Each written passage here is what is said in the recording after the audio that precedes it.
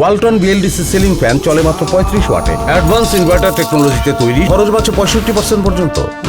Walton BLDC fan ছড়ায় স্বস্তির সবুজ হাওয়া। সবাইকে আমন্ত্রণ জানাচ্ছি ওয়ালটন ফ্যান নির্বাচনী হাওয়া দেখার জন্য। ওয়ালটন ফ্যান নির্বাচনী হাওয়া প্রথম আলো ডিজিটাল প্ল্যাটফর্মে প্রচারিত হয় এবং নির্বাচনের আগে এটি আপনারা দেখতে পাবেন। আমরা এই অনুষ্ঠানে নির্বাচন নিয়ে গল্প করব। এই নির্বাচনে অনেকেই প্রথম ভোট দিচ্ছেন, অনেকেই ভাবছেন এই নির্বাচনে তিনি পছন্দের প্রার্থী বেছে নিতে পারবেন, ফলে আগে ভোট দিয়ে থাকলেও এবারের ভোটটা তাদের কাছে আলাদা। আবার অনেক অভিযোগও আছে এই নির্বাচন নিয়ে। অনেকে বলছেন কারচুপি হবে, অনেকে বলছেন লোকে নির্বাচন বয়কট করবে, অনেকে বলছেন এবার হ্যাঁ না ভোট আগে তারপরে হচ্ছে সংসদ নির্বাচন, আবার অনেকে বলছেন সংসদ আগে তারপরে হ্যাঁ না ভোট। আমরা এই সমস্ত কিছু নিয়ে গল্প করব এই জন্য যে নির্বাচনটা আমাদের সবার, এবং ওয়ালটন ফ্যান নির্বাচনী হাওয়ায় আজকের অতিথি অর্চি রহমান। তিনি একজন উপস্থাপক, গণমাধ্যম কর্মী এবং অত্যন্ত ব্যস্ত একজন মানুষ এখন। সম্ভবত এই অনুষ্ঠানের পরে আপনি আবার আরেকটা অনুষ্ঠান উপস্থাপনা করবেন। আমারই আসার কথা আপনার অনুষ্ঠানে, কিন্তু আপনি এসে পড়েছেন আমার অনুষ্ঠানে। আমি স্বাগত জানাই আপনাকে। এরপর আছেন কাউসার আহমেদ। কাউসার আহমেদ নর্থ সাউথ বিশ্ববিদ্যালয়ের ছাত্র, ফার্মেসিতে পড়ছেন। জি। কাউসার এবারে কি প্রথম ভোট দিচ্ছেন? এবার প্রথম ভোটার। আপনি একজন প্রথম ভোটার, এবং তার পাশে যিনি আছেন নির্বাচন বিষয়ে তিনি একজন অভিজ্ঞ এবং উপযুক্ত ব্যক্তি। তিনি নির্বাচন বিশেষজ্ঞ ডক্টর মোহাম্মদ আব্দুল আলিম। ডক্টর মোহাম্মদ আব্দুল আলিম, আপনাকে দিয়ে প্রশ্ন শুরু করি, আমরা বড়দের দিয়ে শুরু করি। আপনার জীবনে তো এটা প্রথম নির্বাচন নাই, তার চেয়ে বড় কথা হচ্ছে আপনি নির্বাচনের সবকিছু বোঝেন। তাই আপনাকে একটা কঠিন প্রশ্ন করি, সেটা হচ্ছে যে এই যে সবাই বলে ইলেকশন ইঞ্জিনিয়ারিং, ইলেকশন শেষ হয়ে গেলে বলে সূক্ষ্ম কারচুপি, আবার বলে সূক্ষ্ম না এটা মোটা কারচুপি, মানে অনেক ধরনের অভিযোগ আছে। কিন্তু আমাদের বাংলাদেশে এই পর্যন্ত যত নির্বাচন হয়েছে কোনো নির্বাচনেই আসলে এই অভিযোগ মুক্ত থাকে নাই। যিনি হেরে গিয়েছেন তিনি বলেছেন নির্বাচন ঠিক হয় নাই, অনেকেই বলেছেন যে নির্বাচনে কারচুপি হয়েছে, এমনকি অনেক শব্দ চালু হয়েছে, রাতের ভোট, দিনের ভোট। আপনি কি আমাদেরকে একটু বলবেন নির্বাচনে কি কারচুপি করা খুব সোজা বিষয়? না, খুব কঠিন একটা কাজ। এবং এটা আমরা যদি বাংলাদেশ ইতিহাসের প্রথম যে নির্বাচন 1973 সালে হয়েছিল, এখান থেকে আসি, এবং আমরা মোট 12টি জাতীয় সংসদ নির্বাচন আয়োজন করেছি, যেটা 2024 সালে হলো। কারচুপি যদি করতে হয়, অর্থাৎ ইলেকশন ইঞ্জিনিয়ারিং যেটাকে আমরা বলি, সেটা কিন্তু খুবই সতর্কতার সঙ্গে এবং অনেক আগে থেকে প্ল্যান করে করতে হয়। কারণ ধরা পড়লে তো নির্বাচন শেষ। তখন তো আর হল না। আমরা কিন্তু এই শোয়ের নাম দিয়েছি এই নির্বাচন সেই নির্বাচন। তা আপনি এখন সেই নির্বাচনের কথা বলছেন। হ্যাঁ, আমি তারপরে আমরা এই নির্বাচনে আসবো। হ্যাঁ, তা আপনার এই যে কারচুপি যেটি করতে হয়, মানে কেউ বুঝতেও পারবে না, অর্থাৎ যে ইঞ্জিনিয়ারিং যেটাকে বলি আমরা, ওইটা আগে থেকে কেউ জানতে পারবেন, বুঝতে পারবেন। যেমন এখন একটা কথা হচ্ছে যে 18 সাল নির্বাচন, যেটাকে যারা পর্যবেক্ষণ করেছিল, ধরেন IRI, ইন্টারন্যাশনাল রিপাবলিকান ইনস্টিটিউট, ওরা বলেছিল best election in the history of Bangladesh. আমি ঠিক কোট করে বললাম ওদের রিপোর্ট থেকে, best election in the history of Bangladesh. কিন্তু এখন নানা রকম প্রশ্ন উঠছে, ওখানে ইঞ্জিনিয়ারিং হয়েছিল, প্রশ্ন উঠছে নানাভাবে। কিন্তু কীভাবে হয়েছিল? কেউ বলে যে কিছু ব্যালট পেপার আগে থেকে ছাপিয়ে এটাকে সামহাউ যে আসল ভোট, হ্যাঁ, তার সঙ্গে অ্যাড করা হয়েছিল, মিলে হয়েছিল, যেটাকে বুঝতে পারে নাই। এবং এই প্ল্যানটা অনেক উপর থেকে হয়েছিল। আবার ধরেন যে 18 সালের নির্বাচন, এটা অবশ্য সবাই জানতো, যে আপনি যেটা বললেন যে রাতের বেলায় ভোট। আমি আবার একটা সরকারের একটা প্রতিষ্ঠানের সঙ্গে, মানে একটা কমিশনে কাজ করেছি, জাতীয় নির্বাচন তদন্ত কমিশন। তো ওখানে আমি দেখলাম আমরা অনেকগুলো প্রিজাইডিং অফিসারের সঙ্গে কথা বলেছি। আমি আপনাদের রিপোর্টটা দেখেছি। আচ্ছা, থ্যাংক ইউ। অনেক প্রিজাইডিং অফিসার যারা ভোট কেন্দ্রের দায়িত্বে থাকে, তাদের সঙ্গে কথা বলেছি। তারা আমাদের কাছে প্রায় 80% এই প্রিজাইডিং অফিসার তারা স্বীকার করেছে, হ্যাঁ, রাতের বেলায় কাজটা হয়েছে। এবং যেটা হয়েছে, পরের দিন আমি নিজেও 2018 সালে পর্যবেক্ষণে গিয়েছি। তখন আমি গিয়ে দেখলাম কেন্দ্রে কেন্দ্রে লম্বা লাইন ভোটারদের, কিন্তু কাউকে কেন্দ্রে ঢুকতে দেওয়া হচ্ছে না। কারণটা ছিল যে আগের দিন আটকে রেখেছে। হ্যাঁ, আটকে রেখেছে, কারণ আগের দিন তো ভোট তাদের দেওয়া হয়ে গেছে, বাক্স ভরে ফেলা হয়ে গেছে। আর দেখে মনে হচ্ছে যে শত শত লোক ভোট দিচ্ছে, এবং টিভি টেলিভিশন ক্যামেরা তাদের ভিডিও করছে, ছবি প্রচার করছে যে বাইরে অনেক লম্বা লোকের লাইন আছে, হ্যাঁ, ভোটে অনেক ভোটের উপস্থিতি আছে, অর্থাৎ এটাকে গ্রহণযোগ্য করার একটা প্রচেষ্টা। বাট ভেতর ভেতর এই কাজ। সো এই নানাভাবে হতে পারে। আবার আপনি যদি প্রকাশ্যে দেখেন, আমি তো এটা বললাম অন্যভাবে, রাতের বেলায় বা ব্যালট পেপার ছাপিয়ে। এবার অন্যভাবে হয় কি, যে আপনি ভোট কেন্দ্র দখল করলেন, ভোট কেন্দ্র দখল করে আপনি ইচ্ছা মতো ব্যালট পেপার নিয়ে কিন্তু সেটা তো সিল মেরে সেটা পরিষ্কার, সেটা তো দেখা যাবে। ওটা হচ্ছে ওই দুইটা বোঝা যাবে, জোর করে করা। আমি শেষটা যেটা, মানে জোর করে করা। আর আগের দুটো কিন্তু আপনি বুঝতে পারবেন না। এই সময়ে আমার মনে আছে একটা ভাইরাল রিল হয়েছিল, তিনজনকে জিজ্ঞেস করা হচ্ছে লাইনে দাঁড়িয়ে আছেন কেন, কেন এসেছেন, বলেছিল খুশিতে ঠেলায় ঘুরতে। সেটা মনে আছে, দেখেছি আমরা সবাই। তখন আপনি তো নিশ্চয়ই ছোট মানুষ। হ্যাঁ, আমরা 18 সালে স্কুলে পড়েন? হ্যাঁ, তখন স্কুলে না, আমি তখন কলেজে পড়ি। কলেজে পড়েন। কাউসার, এইবার প্রথম ভোট দিচ্ছেন? হ্যাঁ, এবার প্রথম ভোট দিচ্ছি। প্রথম ভোট দেওয়ার অনুভূতিটা কি? মানে এখনো তো দেন নাই, কিন্তু কোনো প্রস্তুতি নিয়েছেন? ভোটের দিন আপনারা কি করবেন? বন্ধুরা মিলে ভোট দিবেন? একই এলাকায় অনেক বন্ধু আছে কিনা, কিংবা আপনার এলাকা কোন জায়গায়? আমার এলাকা হচ্ছে সাভারে, আমি সাভারের ভোটার। আমি চিন্তা করেছি যে আমরা বন্ধুরা একসাথে যাব ভোট দিতে, তার কারণ আমাদের এলাকায় অবশ্য আমাদের সকল বয়সেরই হচ্ছে এক একজন প্রতিনিধি আছেন, কিন্তু আমরা বয়সটাকে কতটুকু দেখবো জানি না, কিন্তু আমরা হচ্ছে এখনো পর্যন্ত তাকিয়ে আছি যে সব থেকে ভালো আশ্বাস এবং সব থেকে সুন্দর কাজের যে প্রতিশ্রুতি দিবেন তার সাথেই আমরা আসলে এগিয়ে যাব ভোট দিয়ে। আপনি কলেজে পড়েছেন কি সাভারেই? জি, আমি সাভারে। এখন নর্থ সাউথে পড়ছেন? জি, এখন নর্থ সাউথে। আপনার কলেজের বন্ধুরা অনেকেই কি ওখানে থাকেন সাভারে, বা ভোট দিতে আসবেন? আমরা এখন এক একজন এক এক জায়গায় আছি, কিন্তু আমরা সবাই ভোট দেওয়ার জন্য সাভারে যাব। আমরা সবাই ভোটের দিন একসাথে হবে? জি, সবাই। সেটা কোনো প্ল্যান আছে? ভোটের দিন আপনারা কি করবেন? ওইরকম আলাদা করে কোনো প্ল্যান হয়নি, কিন্তু আমরা চেষ্টা করব সবাই একসাথে ভোট দেওয়ার। এখনো পর্যন্ত এটা নিশ্চয়তা আছে যে আমরা সবাই একসাথে ভোট দিব। আমি ছোট্ট একটা প্রশ্ন করি, একসঙ্গে যাওয়ার কারণটা কি? আনন্দ নাকি কোনো ভয়ের কারণ আছে যে একসঙ্গে যাব? না, যাতে কোনো স্যার, এবার আমাদের কোনো ভয়ের কারণ নেই। ভোট মানেই এখন আনন্দের একটা বিষয়, এই জন্যই আসলে স্যার আমাদের একসাথে যাওয়া। তার মানে ভোটের একটা আনন্দ আপনাদের মধ্যে আছে। অর্চি, আপনি এর আগে ভোট দিয়েছেন? না। ভোট দেন নাই? না, কিন্তু আমি ভোটার হয়েছি। হ্যাঁ, কিন্তু সেটা দেয়া হয়নি কোনো না কোনো রিজন, এখনো আমার আসলে মনে নেই ওভাবে, যে কোনো না একটা কারণ মনে হয়েছিল যে না আমি যাব না বা দিচ্ছি না, এরকম একটা বিষয় আমার মধ্যে ছিল। তবে এবার আমি ভোট দেওয়ার জন্য আসলে মেন্টালি প্রিপেয়ার্ড, মানে প্রস্তুতি নিচ্ছি মানসিকভাবে যে না, আমার একজন সচেতন নাগরিক হিসেবে এটা করা উচিত, দিতে হবে, আমার একটা ভোটও যদি কাউন্ট হয় সেটা করতে হবে। আমি এখন একটা জেন্ডার স্পেসিফিক প্রশ্ন করি। মেয়েরা সাধারণত যে কোনো কাজে প্রস্তুতি নেয়, মানে একদম পোশাক ঠিক করে, শার্ট ঠিক করে, কার সাথে যাবে ঠিক করে, কখন যাবে ঠিক করে। আপনি এরকম প্ল্যান করেছেন? সেই দলে আমি পড়ছি না, মানে পোশাক সাজসজ্জা নিয়ে চিন্তা নেই, কিন্তু পরিবারের সাথে যাওয়া হবে, যেহেতু আমি কলাবাগানের বাসিন্দা, সো আমার আসলে এই এলাকাতেই ভোট দেওয়া হবে। সো সেক্ষেত্রে বাবা মা ভাই সবাই মিলেই যাওয়া হবে, কিন্তু বাকি কোনো পরিকল্পনা প্ল্যান নেই। শুধু সুষ্ঠুভাবে ভোটটা দিতে চাই, সেই দিনটা যেতে চাই, আনন্দ নিয়ে যেতে চাই, এবং রেজাল্টের অপেক্ষায় থাকতে চাই আনন্দ নিয়েই। দীর্ঘদিন আপনি নির্বাচন পর্যবেক্ষণ করেছেন আব্দুল আলিম, এবং আপনি জানেন যে ভালো নির্বাচন কেমন হয়, খারাপ নির্বাচন কেমন হয়। আমরা ভোটার হিসেবে কোন জিনিসগুলি দেখলে বুঝবো যে ভোটটা ভালো হয়েছে? একটা হচ্ছে ভোটার টার্ন আউট, অর্থাৎ আপনি যখন টার্ন আউট বাড়বে, জনগণের স্বতঃস্ফূর্ত অংশগ্রহণ থাকবে, তখন আমরা বুঝবো যে ভোট ভালো হয়েছে। আরেকটা হচ্ছে এখানে কোনো ম্যানিপুলেশন হবে, যেটা আমি আগের প্রশ্ন বলেছি, কোনো রকম কারচুপি, জাল, এই ঘটনাগুলো আমরা দেখবো না, ঘটবো না, এগুলো আমরা দেখতে চাই না। একই সঙ্গে সহিংসতা ঘটবে না। ওরা যারা যেহেতু নতুন ভোটার, কেন্দ্রে যাবে, নিজের ভোটটা নিজে দিয়ে চলে আসবে, কোনো রকম ইন্টারভেনশন থাকবে না, কোনো ভয়ভীতি থাকবে না, কেউ তাদেরকে থ্রেট করবে না। আনন্দের সঙ্গে যে প্রতীকে তারা মনে করবে তার মতো করে সেই প্রতীকে তারা ভোটটা দিয়ে চলে আসবে। এরকম যদি হয়, আমি ধরেন যে একটা কেন্দ্রের ভেতরে কিন্তু আমি যদি চিন্তা করি ভাবে যে একটা কেন্দ্র, তার মধ্যে কয়েকটা ভোট কক্ষ থাকবে, হ্যাঁ, এই এক একজন এক একটা ভোট কক্ষে গিয়ে কিন্তু ভোট দেবে, এবং ওখানে মাত্র 3 জন মাত্র ভোট গ্রহণকারী কর্মকর্তা থাকে একটা বুথের মধ্যে, ভোট কক্ষের মধ্যে, একজন সহকারী প্রিজাইডিং অফিসার আর 2 জন পোলিং অফিসার। এর বাইরে যারা স্টে করবে ওই কক্ষের মধ্যে, তারা হচ্ছে পোলিং এজেন্ট। হ্যাঁ, তারা লাইন দিয়ে একটা জায়গায় বসে, হ্যাঁ, একদিকে তারা বসবে, হ্যাঁ, তারা মিলায়, রাইট, তারা মিলায়। এবং যারা ভোট দিতে যাবে তাদের এক্সপেকশন এরকম থাকবে যে কেউ তাদেরকে কোনো কথা বলছে না, যে প্রক্রিয়ায় ভোটটা নেওয়ার কথা সেটা হচ্ছে, যারা পোলিং এজেন্ট তারাও বলছে না, তারা শুধু আইডেন্টিফিকেশন তো করবে, বলবে যে মিলেছে। ওরা যেটা করবে, আমি এক্সাম্পল দিয়ে ধরি, আপনি ধরেন যে সে গেল একটা কেন্দ্রে, যাওয়ার পরে পোলিং অফিসার প্রথম যিনি থাকবেন তাকে জিজ্ঞেস করবে আপনার সিরিয়াল নাম্বারটা দেন। সিরিয়াল নাম্বার নেওয়ার পরে তাকে ভোটার তালিকায় ছবি সহ তালিকা থাকবে তার সামনে, ওইটা দেখে তার চেহারা মিলাবে, সিরিয়াল নাম্বারটা দেখে জোরে জোরে বলবে যে সিরিয়াল নাম্বার এত, নাম এই, বাবার নাম এই, তখন ছবি মিলাবে। এবং যারা পোলিং এজেন্ট থাকবে তাদের কাছে ছবি ছাড়া তালিকা থাকবে, তারা নামটা দেখে মিলানোর পরে। এখন আপনাকে একটা প্রশ্ন করি, আমাদের এইখানে বিশ্বাসগত কারণে বহু নারী হিজাব করেন, এখন তারা অনেক সময় ওইখানে যদি পুরুষ পোলিং এজেন্ট থাকেন, তারা তো তার চেহারাটা দেখাতে চাইবেন না, এটা কি ব্যবস্থা? এটা হচ্ছে আইনের মধ্যে যেটা বলা আছে যে একজন পর্দানশীল নারী যদি কেন্দ্রে যান, তখন যিনি পোলিং অফিসার থাকবেন তাকে মুখের কাপড় সরাতে বলতে পারবেন, হ্যাঁ।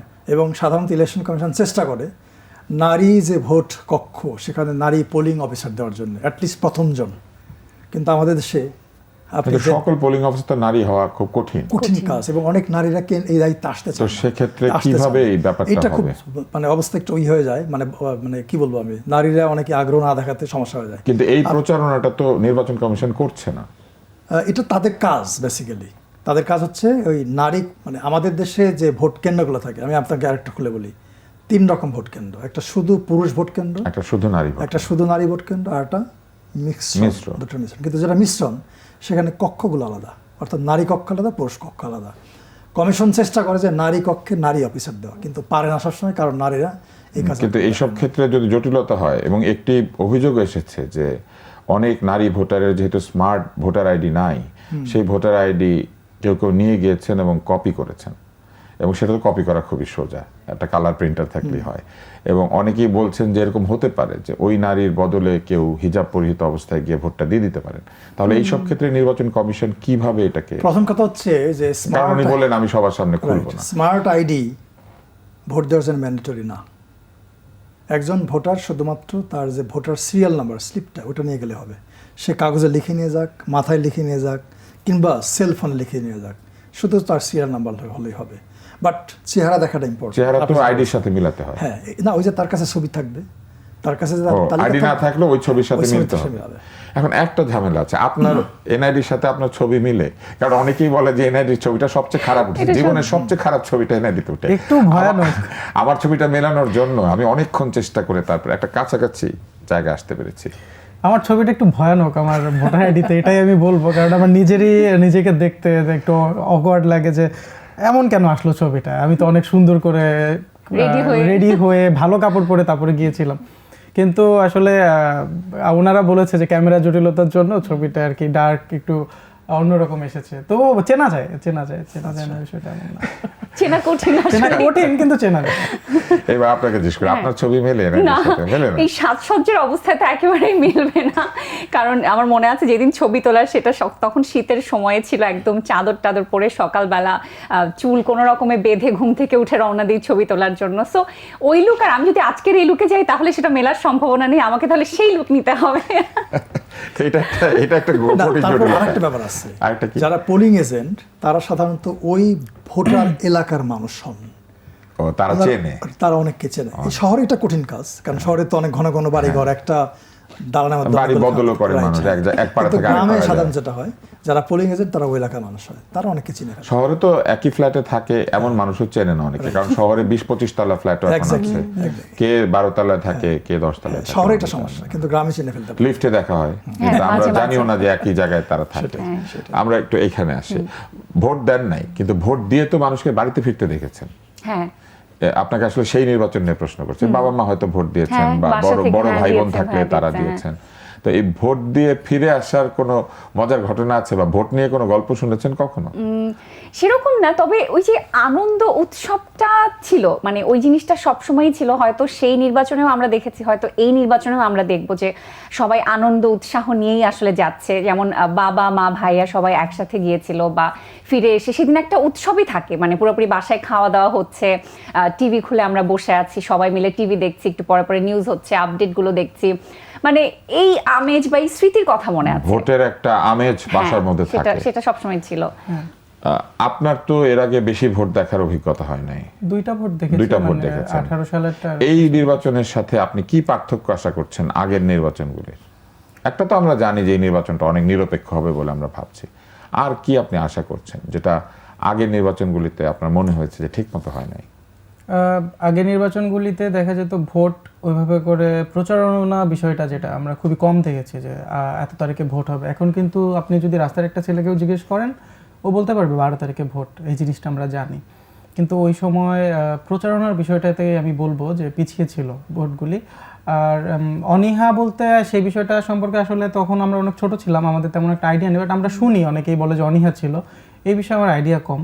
কিন্তু একটা বিষয় এবার সব থেকে বেশি, সেটা হচ্ছে এবার প্রচারণা, ব্র্যান্ডিং যেটাকে বলে, এবার একটু বেশি হচ্ছে, এবং সেটা আমাদের কোথায় বেশি হচ্ছে? এটা কি বাইরে বেশি হচ্ছে? কেননা এইবার কিন্তু পোস্টার নাই।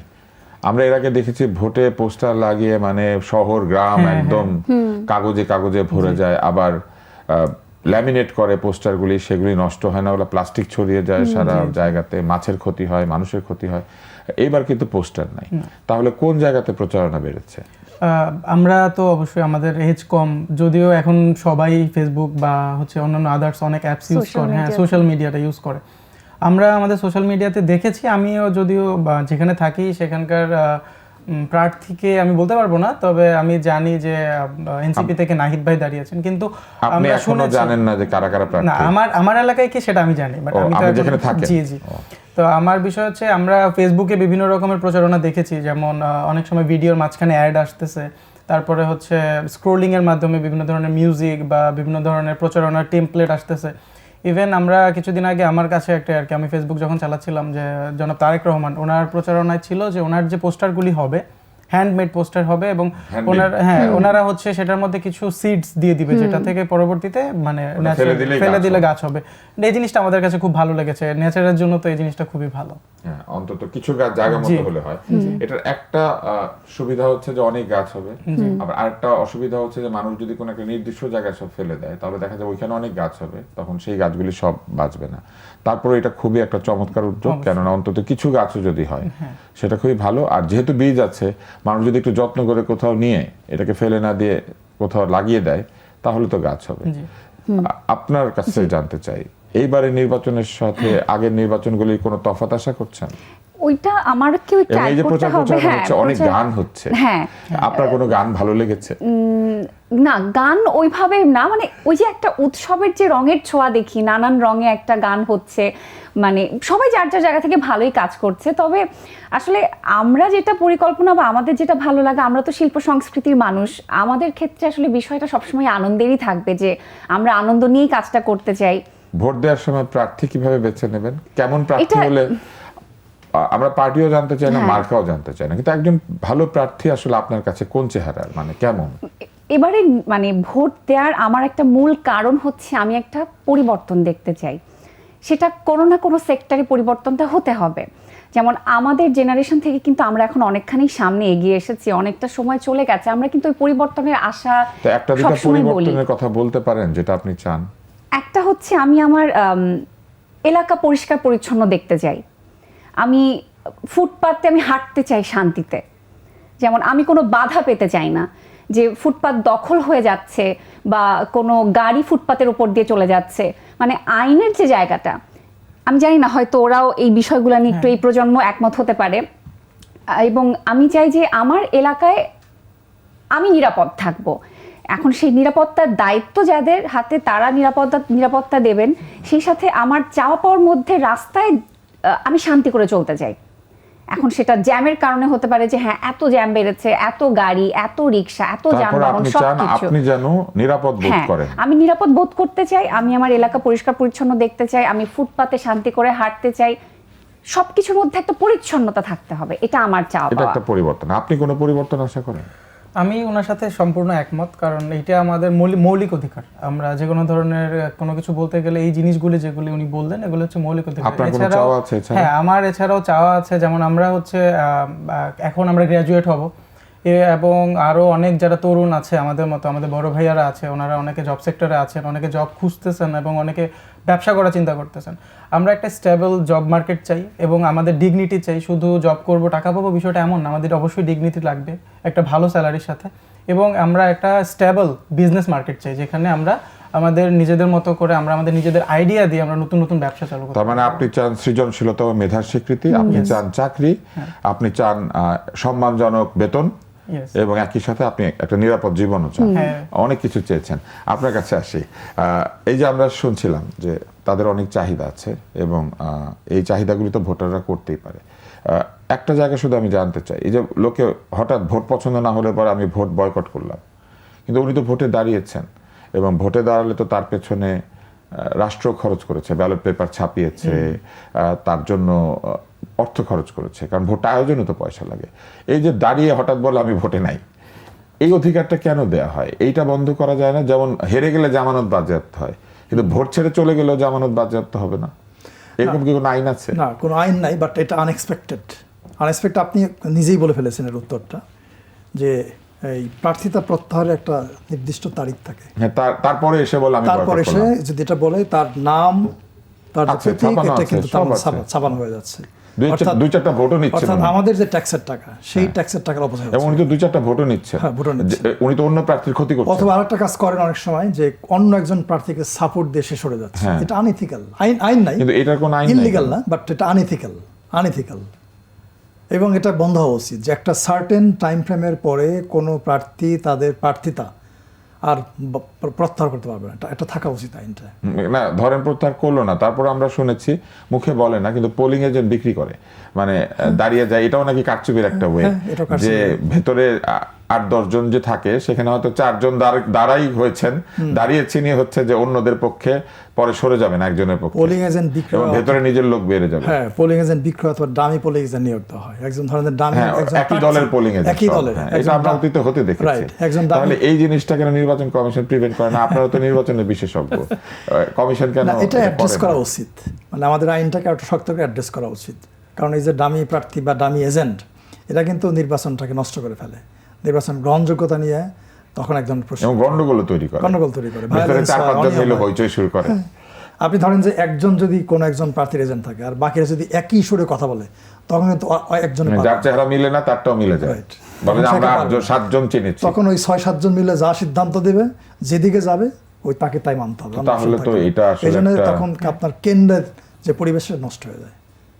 তো এইটা প্রিভেন্ট করার এখনো কোনো সিস্টেম এখন পর্যন্ত আইন নেই, বাট আইনটাকে শক্ত করা দরকার। আমরা একেবারে অনুষ্ঠানের শেষ প্রান্তে চলে এসেছি। আপনি এর আগেও ভোট দিয়েছেন, এইবারও দিবেন। তারা তাদের আদর্শ প্রার্থী বা একটা চিন্তার কথা বলেছেন। আপনি যে বয়সে, আপনি তো অভিজ্ঞতা আছে আপনার, আপনি যখন একজন প্রার্থীকে এখন বাছাই করেন, আপনি আসলে কি দেখেন? আমি প্রার্থীর যে যোগ্যতা, অর্থাৎ সেটা কি যিনি- শিক্ষাগত যোগ্যতা নাকি না, অন্য কিছু? শুধু শিক্ষার যোগ্যতা, সব কিছু মিলিয়ে। অর্থাৎ যিনি, ওদের সাথে আমি শুরু মেয়ে বলবো, যারা যে প্রার্থী পরিবর্তনার্থে সক্ষম, আমি তাকে ভোট দেব। মানে আমরা একটা পরিবর্তিত বাংলাদেশ দেখতে চাই, একটা ট্রান্সফর্ম বাংলাদেশ দেখতে চাই। কারণ আমাদের তো নির্বাচনে অনেক প্রশ্ন। এই যে আমরা বলি যে গত 17 বছর সে ভোটার হয়েছে, ভোট দিতে পারে নাই। অনেক মানুষ আছে আমাদের দেশে, এবার 4.5 কোটি ভোটার আছে ফার্স্ট টাইম। হ্যাঁ, তারা প্রথম ভোট 4.5 কোটি ফার্স্ট টাইম ভোটার। তারা অনেকেই ভোট দিতে পারে নাই, ভোট দিতে গিয়ে ব্যর্থ হয়ে ফিরে এসেছে। হ্যাঁ, কাজেই এমন একটা বাংলাদেশ আমরা দেখতে চাই যেখানে তারা তো ভোট দেবেই, কিন্তু ভোটের পরে কি ঘটবে। আরেকটা প্রশ্ন করি আপনাকে, এটাই আপনার জন্য শেষ প্রশ্ন, সেটা হচ্ছে ভোট কেন্দ্রের অ্যাক্সেসিবিলিটি তো বা প্রবেশ গম্যতা, এটা তো একটা বিষয়। অনেক মানুষ আছেন এখন, যেহেতু বাংলাদেশের গড় আয়ু বেড়েছে, তারা বয়স্ক, হাঁটতে কষ্ট হয়, দোতলায় উঠতে কষ্ট হয়, কিংবা দীর্ঘ সময় দাঁড়িয়ে থাকতেও কষ্ট হয়। আমাদের ভোট কেন্দ্রগুলি কি আসলে সেই রকম অ্যাক্সেসিবল বা তাদের প্রতি মনোযোগী? না, আমাদের ভোট কেন্দ্র যেহেতু আমরা traditionally school, college, community centre এগুলোকে ভোট কেন্দ্র করি, এবং শহরে যেটা সমস্যা, একটা বিল্ডিংয়ের মধ্যে কিন্তু কয়েকটা কেন্দ্র থাকে, নিচতলা একটা, দোতলায়, তিনতলায় একটা। এবং আপনি ধরেন যে 3 তলার একজন ভোটার, সে ডিসেবলড, হাঁটতে পারে হ্যাঁ, না, তখন হুইল সে তো চেয়ার নিয়ে উঠতে চলাফেরা পারে না। করে। হ্যাঁ, হ্যাঁ, তখন কিন্তু তার জন্য এটা তো problem। এইটা তো কি ভোটের জন্য? নিঃসন্দেহে তখন সে চিন্তা করবে আমি 3 তলায় উঠতে পারবো না, কাজে আমি ভোট কেন্দ্রে যাবো না। তো আমরা তো বাধা দিলাম, তাহলে মানে আমরা এমন একটা অবস্থা Right. তৈরি করলাম উনি যেতে আইন পারবেন না। আমাদেরকে বাধা দিচ্ছে। আবার ধরেন যে আমাদের দেশে কিন্তু সবখানে আপনার ওই এই যেটা কি বলে এটাকে, হ্যাঁ, ramp নাই। র্যাম্পটা নেই। Ramp আপনি ভারতে যখন র্যাম্প চালু হয়, তখন আদালত নির্দেশ দিয়েছিল প্রত্যেক কেন্দ্রে র্যাম্প থাকতে হবে। তারপরে আসলো ব্রেল ভারতে, যে ব্রেলটা থাকতে ভোটে mandatory braille থাকতে হবে, হ্যাঁ, যাতে দৃষ্টি mandatory। প্রতিবন্ধীরা- কারণ ভোটটা হচ্ছে আমার নিজের ব্যাপার। একজন আমরা তো অনেক কিছু এখনো চালু করতে অনেক পারি। পিছনে আছে আমরা। একজন অন্ধ মানুষ যে ভোট দেবে, তাকে অন্যর উপর ডিপেন্ড করতে হচ্ছে। সে যে প্রত্যেকে ভোট তাহলে দেবে, ভোটটা গোপনীয় থাকছে না। থাকছে না। সো এই জিনিসগুলো এনশিওর করা দরকার। তার মানে আমাদের এখনো অনেক দূর যেতে হবে। তারপরও একজন তরুণ ভোটার হিসেবে এই ভোটের পরে কেমন বাংলাদেশ চান আপনি? বাংলাদেশটা হবে পরিবর্তনের, বাংলাদেশটা হবে মানবাধিকারের, আর বাংলাদেশের সব থেকে বড় একটা পরিবর্তন যেটা চাই সেটা হচ্ছে স্বচ্ছতা। যে কোনো ধরনের, সেটা আইন বিভাগে হোক, বিচার বিভাগে হোক, কিংবা সংসদে হোক, সব জায়গায় স্বচ্ছতা জিনিসটা যদি থাকে তাহলে সুন্দর একটি বাংলাদেশ সম্ভব, আমরা এটা মনে করি। ওরছি, আপনি কেমন বাংলাদেশ চান? আপনি বলেছেন নিরাপদ বাংলাদেশ চান, নিরাপদের কিন্তু এর বাইরে সাথে- আর কিছু চান? হ্যাঁ, একটু অ্যাড করতে চাই যে আমি আমার কথা বলার স্বাধীনতা চাই। যেহেতু আমি কথা বলারই মানুষ, সব মাধ্যমে আমি যেন আমার মনের কথাটা বলতে পারি, কোনো বাধা যেন না আসে, এটা আমার চাওয়া। বাক স্বাধীনতা চাই। তাই? হ্যাঁ, আচ্ছা, এখন আমাকে একটা সাহায্য করেন। বলেন। আপনি তো উপস্থাপনাই করেন। এই অনুষ্ঠানের নাম হচ্ছে ওয়ালটন ফ্যান ফ্যান নির্বাচনী নির্বাচনী হাওয়া। হাওয়া। এই অনুষ্ঠানের শুরু আমি করেছি, আপনি শেষ করে দেন। এটা আমার জন্য আসলে অনেক কঠিন একটা কাজ, যেখানে আপনি সামনে বসে হ্যাঁ, আছেন। সবাইকে ধন্যবাদ জানান। আমাকে উপস্থাপক হিসেবে ধন্যবাদ জানান এবং এটা শেষ করে দেন। আচ্ছা, এবং সত্যি সবাইকে আসলে ধন্যবাদ জানাতে চাই, কেননা এই কথা বলার সুযোগটাও কিন্তু সবসময় হয়ে ওঠে না। সেটা আমরা এই আয়োজনের মধ্যে আসলে করতে পেরেছি, বলতে পেরেছি যতটুকু আসলে বলতে চাই। আমার এই বাক স্বাধীনতার ছোট্ট কিছু মনে হয় প্রত্যাশা পূরণ হয়েছে। অসংখ্য ধন্যবাদ তুষার ভাই। দর্শকদের সবাইকে। ধন্যবাদ দেন। হ্যাঁ, এবং দর্শকদের আপনাদেরকে বলতে চাই সবাই সুস্থভাবে সুষ্ঠুভাবে আসলে নির্বাচনে অংশগ্রহণ করবেন, সবাই নিশ্চয়ই ভালো থাকবেন, এবং কথা বলার যে স্বাধীনতা সেটার বিষয়টা আসলে সবাইকেই মাথায় রাখতে হবে। আমরা বলতে চাই, বাঁচতে চাই, সুন্দরভাবে কথা বলতে চাই। অসংখ্য ধন্যবাদ। এই যে আমি অনুষ্ঠানটা শুরু করেছিলাম আর অর্চি শেষ করলেন, এইটাই হচ্ছে বাংলাদেশ। আমরা চাইলে সবাই মিলে একসঙ্গে থাকতে পারি, কথা বলতে পারি এবং একজন আরেকজনের কাজে সাহায্য করতে পারি, সহায়তা করতে পারি। এবং আমি একজন পুরুষ, অর্চি একজন নারী, কাজের ক্ষেত্রে আমাদের কোনো ভেদাভেদ নাই। ফলে কেউ যদি নারীকে ছোট করতে চান, কেউ যদি নারীকে ভিন্ন চোখে দেখেন, তাহলে ভোটের সময় অবশ্যই সেটি খেয়াল রাখবেন। বাংলাদেশ নারী পুরুষ নির্বিশেষে সবার, সব ধর্মের, সব জাতিগোষ্ঠী যারা বাংলাদেশে বসবাস করেন সবার। ওয়ালটন নির্বাচনী হাওয়া থেকে আজকের মতো বিদায় নিচ্ছি। আবারও কিন্তু এই অনুষ্ঠান হবে, দেখবেন। ওয়ালটন বিএলডিসি সিলিং ফ্যান চলে মাত্র 35 ওয়াটে। অ্যাডভান্স ইনভার্টার টেকনোলজিতে তৈরি, খরচ বাঁচে 65% পর্যন্ত। ওয়ালটন বিএলডিসি ফ্যান ছড়ায় স্বস্তির সবুজ হাওয়া।